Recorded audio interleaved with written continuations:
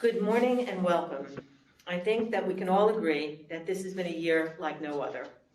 I hope all attending and watching and your families are in good health and continue to be safe. Like so many others, the Uiab was directly impacted by the pandemic, and I would like to extend my most sincere sympathy to those who have suffered and for those whom we have lost. Today, all who join me in this office out of good leadership modeling and out of an abundance of caution are wearing masks. We have instituted many safeguards to protect the safety of our employees and the public we serve. I know that ultimately we are New York tough and New York strong, and we will build back better. It is with great pride that I welcome you back to our schedule of regular quarterly board meetings. My name is Geraldine Riley, and I'm the chair of the New York State Unemployment Insurance Appeal Board. I am presiding today from the board's office in Menands, New York, for this Wednesday, October 21st, 2020 public meeting of the board.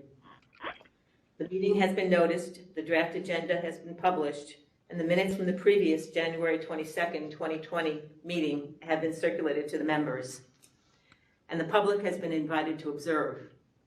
This meeting is being recorded and will be available along with the minutes on our website. I am delighted to acknowledge that board member Randall Douglas is here in attendance with me today in Menands. June O'Neill is appearing from Ogdensburg, and Marilyn O'Mara will appear from Elmira in the Southern Tier. Board member Michael Greason is attending remotely and will participate by audio from New York City. All members being present, we do have a quorum, and our meeting is recognized as the second official meeting of 2020. I would like to begin this meeting by expressing my thanks to all of those who have supported the work of the board in addressing the many tasks that we face. I would like to thank the staff and leadership of all of our offices, and of course, and primarily, I'd like to thank my colleagues on the board for their work, encouragement, and support. This is our second meeting of 2020, and it's my hope that this consistent schedule of board meetings presents a board that is proactive and accessible, and a board which aggressively addresses the 21st century challenges that we face or that we anticipate, and that we address those tasks with optimism and confidence in the skill and effort of our many talented employees.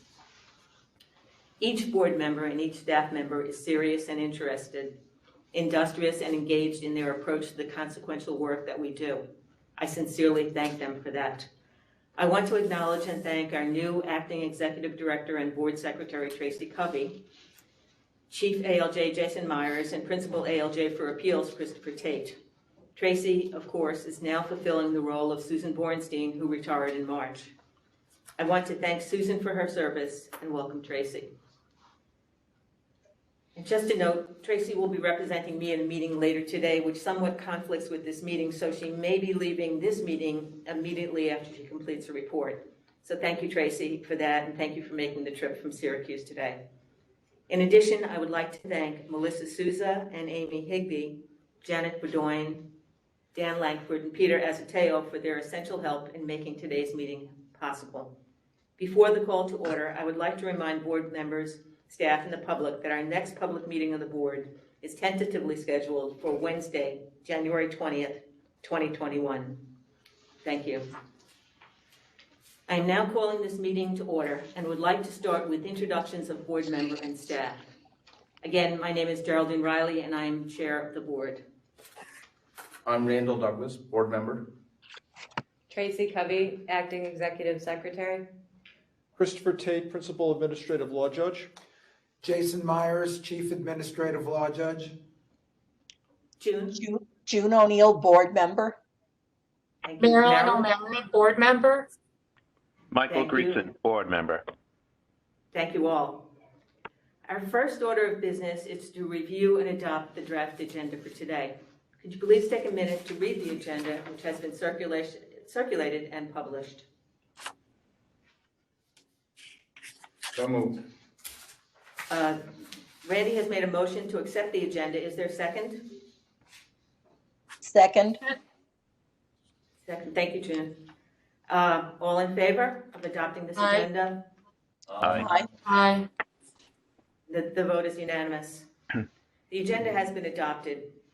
Turning to the adopted agenda, our next item is to read the minutes from our January 22nd, 2020 meeting and adopt them into the record. Madam Chair, I move that we waive the reading of the minutes and accept them into the record. Thank you, Michael. Is there a second for that motion? Second. Thank you, Marilyn. All in favor? Aye. Aye. Aye. Aye. Aye. The motion passes unanimously. We are waiving the reading of the minutes and adopting them from the January 22nd meeting. Now turning to the agenda, our first report will be the director's report, which will be delivered by our new acting director, Tracy Covey. Good morning, everyone. In the time since the last board meeting, so much has changed, both at the UIAB and in the world in general, beginning with the coronavirus pandemic that hit in March. One obvious change is that Executive Secretary Susan Bornstein has retired. As you all know, I took on the duties of her role, and I'm very pleased to be here with all of you today and look forward to again having these meetings on a quarterly basis. I would like to begin my report with a brief timeline of events affecting the work of the UIAB this year. In mid-March, the UIAB paused its operations and shifted staff to critical UI division work to help with the processing of unemployment insurance claims.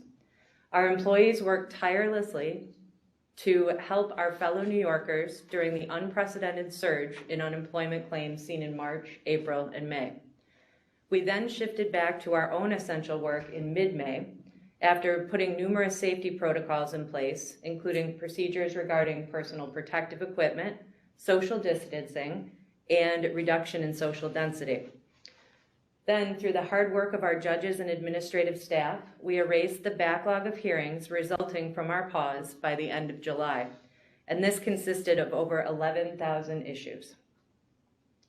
The disruption in our work earlier this year had a significant effect on our compliance with USDOL acceptable levels of performance markers. The validated data as of September 2020 that is sent by the Division of Research and Statistics to the USDOL reported that the case age of the lower authority was 31.55 days. As of October 13th, our internal data indicates that lower authority average case age was 36.7 days. And this is above the 30-day acceptable level of performance. The case age and time-lapse statistics are due mainly to issues experienced at the UI division as a result of the coronavirus pandemic. The UI division has experienced an increase in cases to be adjudicated, which has resulted in a significant backlog there. We are receiving a low percentage of cases with an average case age of 10 days or less as a result. Since we give parties 14 days notice of a hearing, we need to receive at least 65 to 70% of cases from UID within 10 days or less in order for us to meet the USDOL timeliness markers. To illustrate, as of October 13th, the average case age at the UI division before the case files even come to us is 37.4 days. Until the UI division can resolve this issue, it will be virtually impossible for us to meet USDOL timeliness markers and time-lapse percentages. For higher authority acceptable levels of performance, our internal data indicates that as of October 13th, the average case age is 42.34 days. We have a certain number of cases that are under a litigation stay due to a bankruptcy proceeding that cannot move forward. If we were to take those particular cases out of the equation, our average case age is 38.79, which is below the 40-day USDOL marker. Moving to staffing, our judicial and administrative staffing level is currently at 126 employees, which is a decrease from this time last year. We have had a number of retirements and resignations this year, including 6 ALJs, 1 senior ALJ, 1 principal ALJ, and 2 administrative staff members. We also anticipate additional retirements during the remainder of this year as well as next year. To help with these losses, we currently have 11 ALJ positions posted and have begun the recruitment process. We hope to have these new employees onboarded and trained by the end of January 2021. Staffing on the administrative side has remained fairly stable. However, since all hearings are now being held by telephone and we still operate with paper files, there has been a significant increase in the amount of administrative work, including the copying and mailing of thousands of case files to all of the parties. This necessitated the hiring of 10 additional hourly administrative staff across the state. On the technology front, we continue to move forward with the UISIM computer modernization project.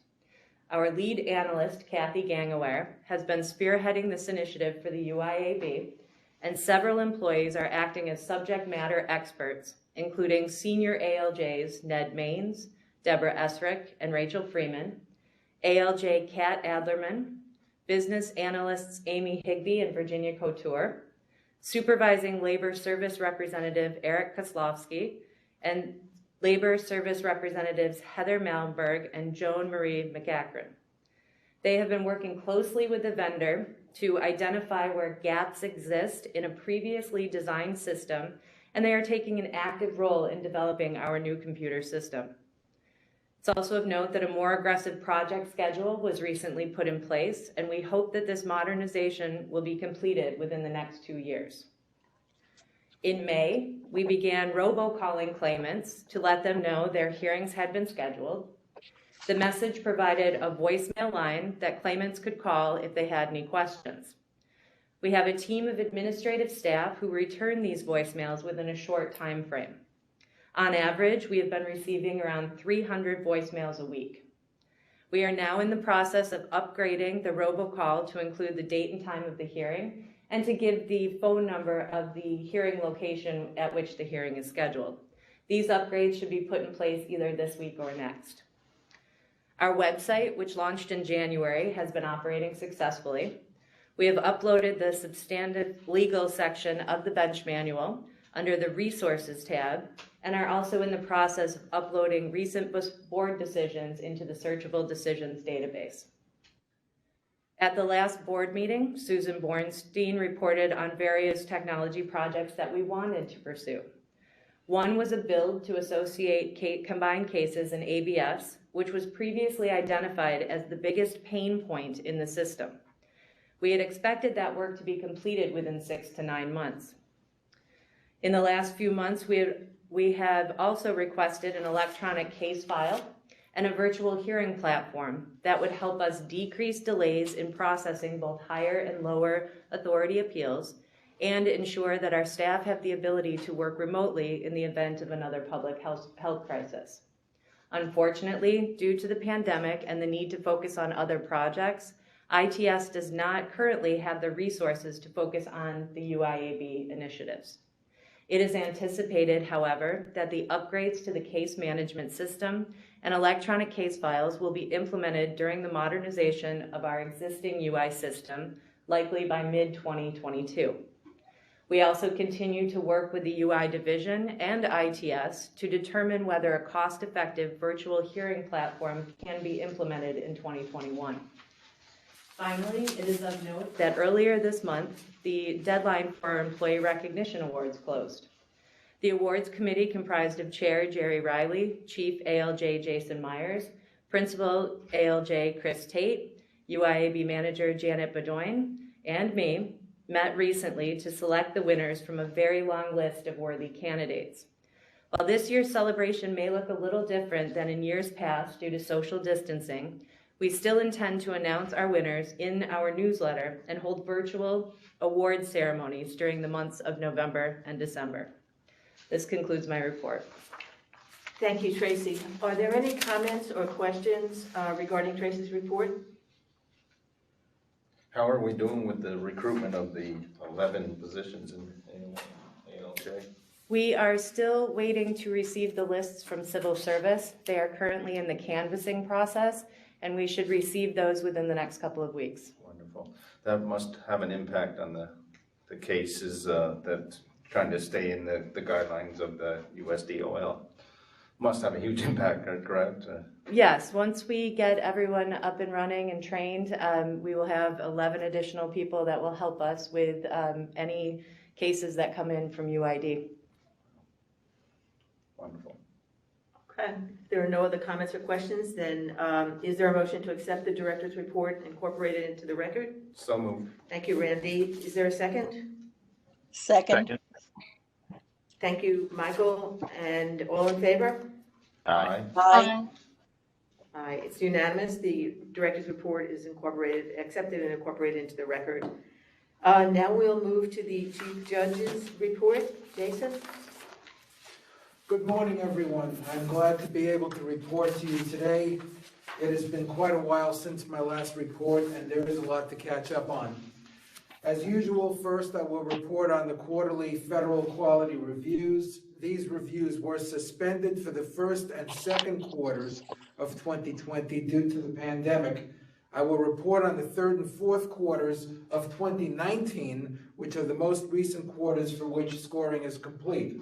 Our ALJ's average grade was 98.06% for the third quarter of 2019 and 98.26% for the fourth quarter of 2019.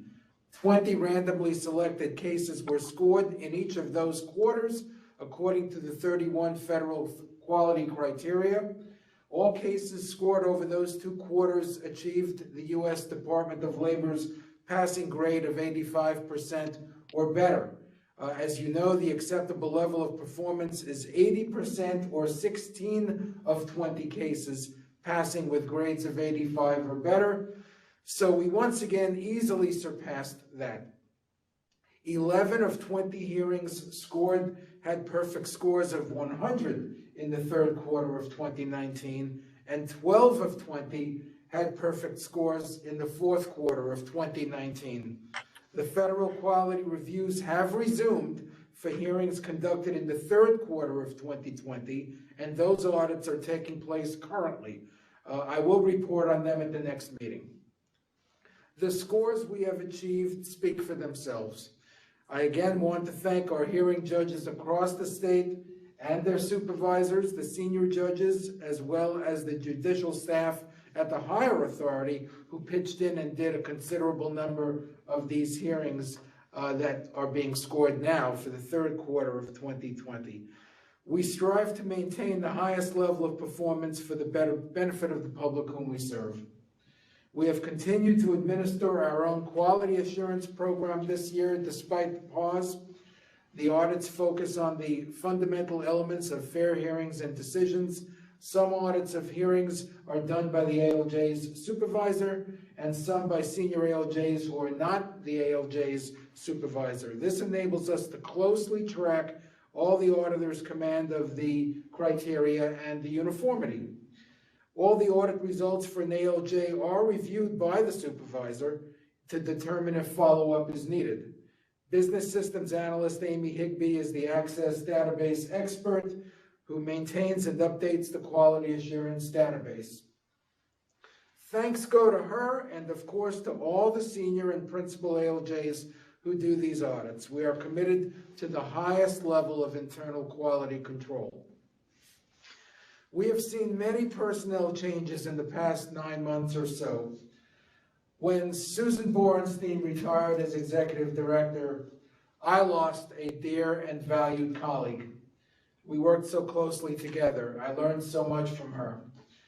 As they say, when one door closes, another opens, because we now have Tracy Covey, who brings to the position her own skill set, as well as a rich background as an ALJ, senior ALJ, and principal ALJ. I value greatly my collaboration with her and look forward to that continuing into the future. Principal ALJ Matt Tierney retired after serving 10 years in the position. He leaves a void of experience and insight, especially his knowledge of the hearing process. We wish him a wonderful retirement. Acting in his role now is Mark Sokolowski, who is based in Buffalo. So you will meet Mark at future board meetings, and we look forward to that. I know you will be impressed by his knowledge and his empathy for both our staff and the public. Senior ALJ Mary Beth Phillips, whom you know from your years of interactions with her on appeal cases, retired in January of 2020. Also retiring or resigning during 2020 were David Kogelman, Joseph Wolferman, and Lynn Morell, ALJs based in Brooklyn, Stephen Kittleman, an ALJ based in Syracuse, and Sharon Beilenson and Victoria Special, ALJs who worked on appeal cases in Troy, whom you all worked closely with. We wish all these ALJs or senior ALJs great health and happiness going forward. And we look forward to the arrival of 11 new ALJs spread among Brooklyn, Menands, Syracuse, Rochester, and Buffalo, whom we expect to hire by the end of this year. And as Tracy said, we expect to see those lists within a few weeks. This year, our judicial staff stepped up to one of the greatest challenges we have faced at UIAB. First, many of them participated in crucial unemployment insurance claims-related activities, as some of you did too, during April and May. Then, when we had to resume our essential work in hearings and appeals in May, they showed their resilience and their versatility by working in both facets, depending on what the workload demanded. We eliminated our backlogs and are ready to handle future spikes in workload, whether they be in hearings or appeals as they may arise. We are fortunate to have such a dedicated staff. In October, we are holding WebEx-based training on the topic of worker status and employer contributions. We divided the judicial staff into 4 one-day sessions, the last 2 of which will take place tomorrow and on October 27. So many people are responsible for this, and I want to mention them here. Principal Judge Chris Tate guided the group that prepared the content, and training coordinator Deborah Ezrick tied everything together with painstaking logistics work. The content group also included Tracy Covey and senior ALJs David Kim, Marcy Seberg Brackett, Dennis Torrigiani, and John Muller. The presenters are Chris Tate, Mark Sokolowski, senior ALJs Denise Hodges, Carol Procopio, Justin Denton, Diane Rafter, Carol Johnson, and Jean Bell, and ALJs Will Friedman and Kathleen Mannix. Add to that Amy Higby, Bob Cole, and Heather Malmberg, who provided technical assistance and expertise. That makes a total of 19 of our staff who had involvement in this training. Truly a collaborative effort. Our training committee is also hard at work with other projects. 2 of those are diversity and inclusion training and the preparation of materials on improving the efficiency of our hearings. That committee is composed of Senior ALJ Allison Ferrara, Senior ALJ Denise Hodges, ALJs June Egeland, Evelyn Hako, and Kathleen Mannix, and Supervising Labor Service Representative Heather Malmberg. Deborah Ezrick, who has served as our training coordinator since 2015, is stepping down from that role at the end of this month. She was indispensable in shaping and coordinating so many successful training programs over these past 5 years. She will continue to have a vital position in our organization, reviewing complex appeal cases, so her talents will continue to benefit the UIAB. We are delighted that Senior ALJ Allison Ferrara, who is based in Brooklyn, will assume the training coordinator role effective November 2nd. I know she will continue to move us forward by coordinating effective training programs. During our pause, ALJ June Egeland in Buffalo was our go-to person at a very busy time with respect to providing the guidance to the judicial staff on the many elements of the CARES Act program as they were enacted. She drafted and updated several times a guide that our ALJs have relied on since May. She deserves many thanks for her continuing diligence in this very important task. At the beginning of 2020, we added several new chapters to our bench manual. These are non-controlling employers, valid original claim, arbitration and collateral estoppel, and undocumented foreign nationals. The bench manual is reviewable online through our website. Mindful of the seniority and retirement eligibility of many of our present staff, earlier this year we identified an important need to capture our institutional knowledge and convert it from tacit knowledge, that is to say, knowledge that is in someone's head, to explicit knowledge, meaning knowledge that has been documented so that others in the organization can learn from it and begin to perform those tasks.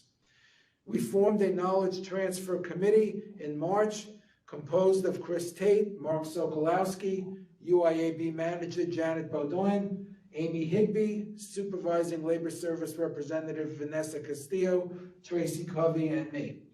The strategy we pursued was first to have every team in the organization recommend topics most appropriate for attention, depending on the frequency that the task comes up in our work, the number of current experts on the topic, and whether the topic has already been captured either by a user guide or a section in the bench manual. 49 topics were recommended by team meetings in the summer and referred back to the committee. The committee was then split into judicial and administrative subgroups to prioritize those 49 topics. The result was a recommendation that 9 topics receive high priority and quick attention.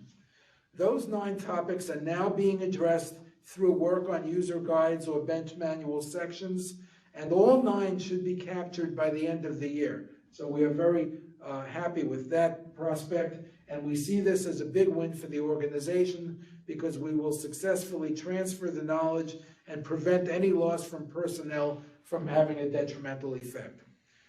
Finally, my wish for all of us is that we stay safe by being smart and careful, and that 2021 will be better, at least with respect to health, than 2020 has been. Thank you. Thank you, Jason. Very lovely, good wishes. We appreciate those, and thank you for your comprehensive report, which was so revealing about the dedication of this team to an investment in the training, in the quality and the training of our workforce to produce an excellent report, an excellent result. You mentioned that the statistics regarding our review, federal review, were in some cases over half of those reviewed had scores of 100% or better. I see also 98.6 was an average, 98.26 another average. That just speaks to leadership, to your leadership, to you, Chris, to you, Tracy. You have made this board so proud in the investment that you're personally making in the work that we do. And what comes to mind is that we all came back on May the 18th because we are essential workers, but we are essential because the work we do is essential, and with your commitment to responding to that imperative is really, really something that reflects so well on us, so thank you. Any comments or thoughts on Jason's report? If not, then I'll accept a motion to accept the report and incorporate it in the record. Is there a motion? So moved. Thank you, Randy. Is there a second? Second. Thank you, June. All in favor of accepting the report? Aye. Aye. Aye, that's a unanimous vote, and the report has been accepted. Many thanks, Jason. Now we are turning to the report of Principal ALJ for Appeals, Chris Tate. Chris? Thank you, Chair Riley. I'm going to talk about several decisions that were handed down this year. Matter of Leone was decided on February 6, 2020, and the site is 180 Appellate Division 3rd, 1124. In that case, the court affirmed the board's decision, ruling that claimant was eligible to receive benefits.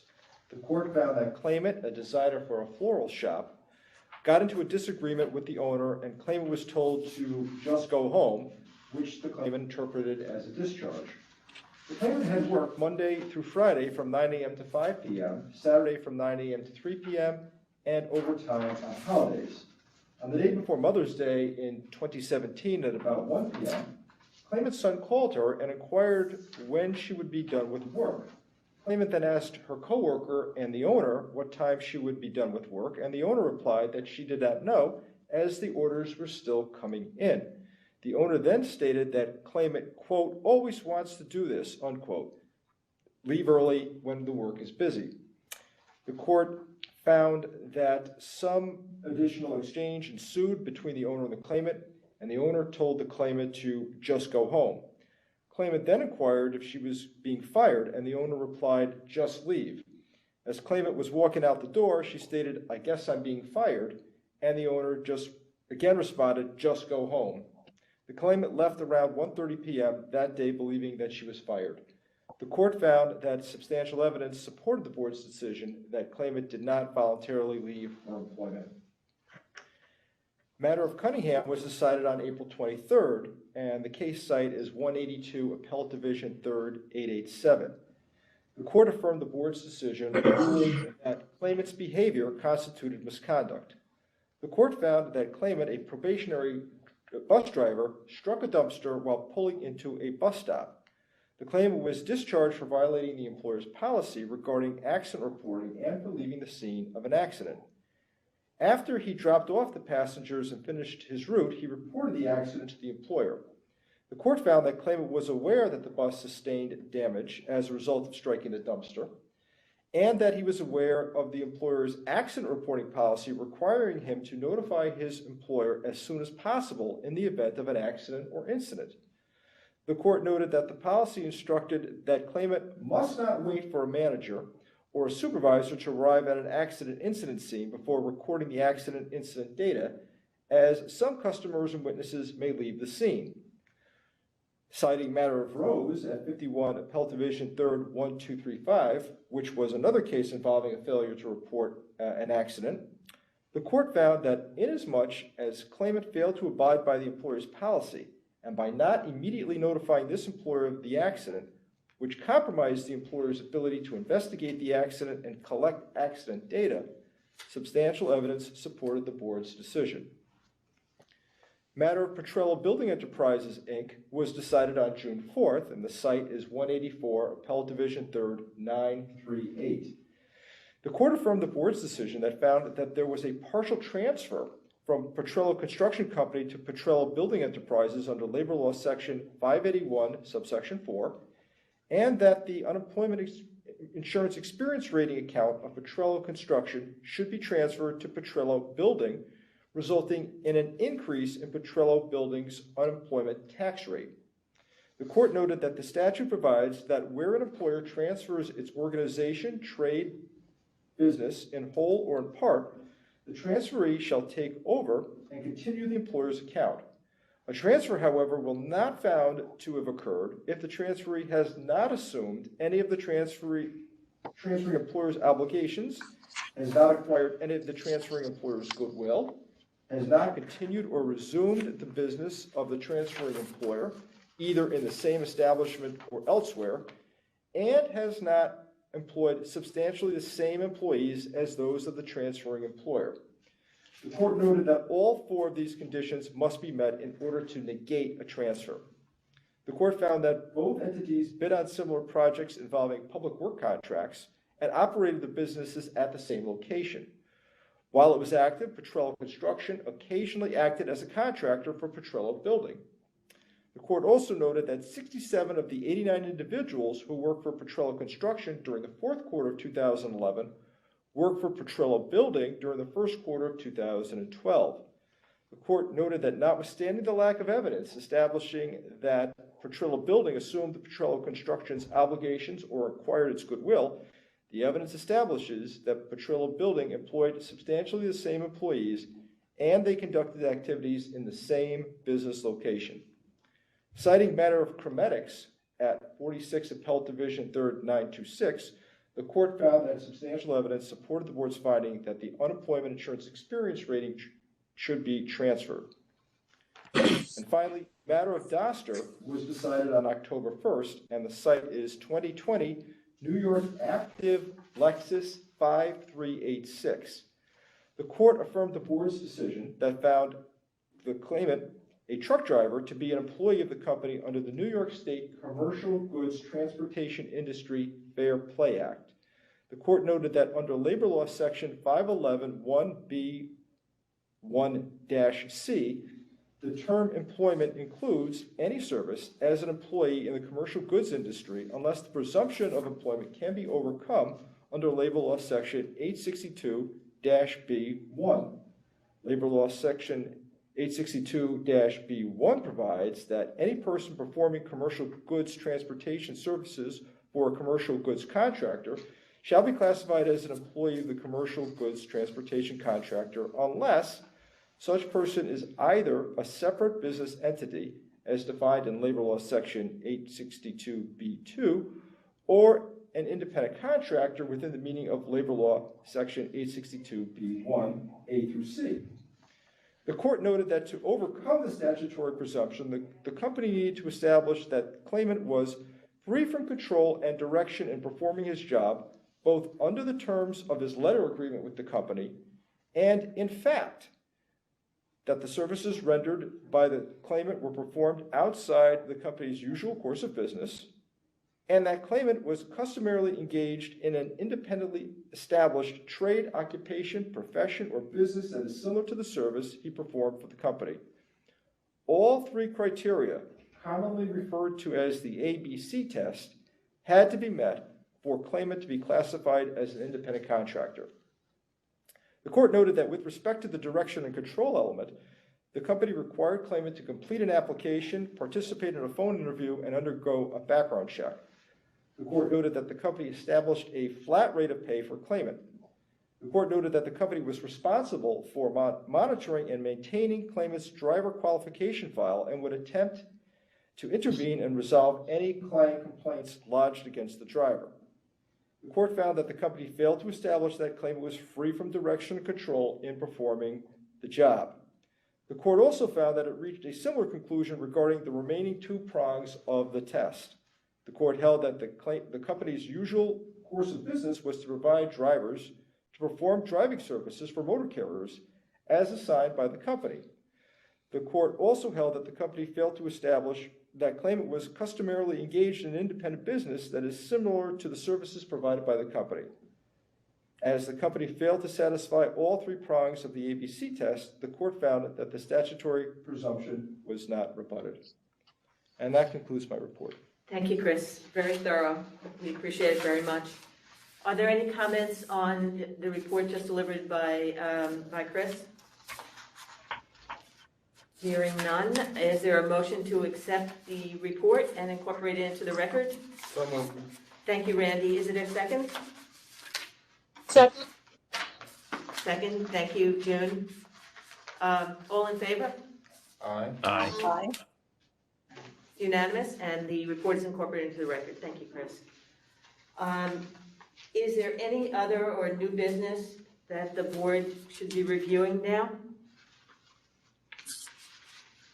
Hearing none, is there a motion to adjourn? So moved. Thank you, Randy. There's a motion to adjourn on the table. Is there a second? Second. Thank you, Michael. All in favor? Aye. Aye. The motion is unanimous. This board meeting is adjourned. Thank you, everyone. Thank you.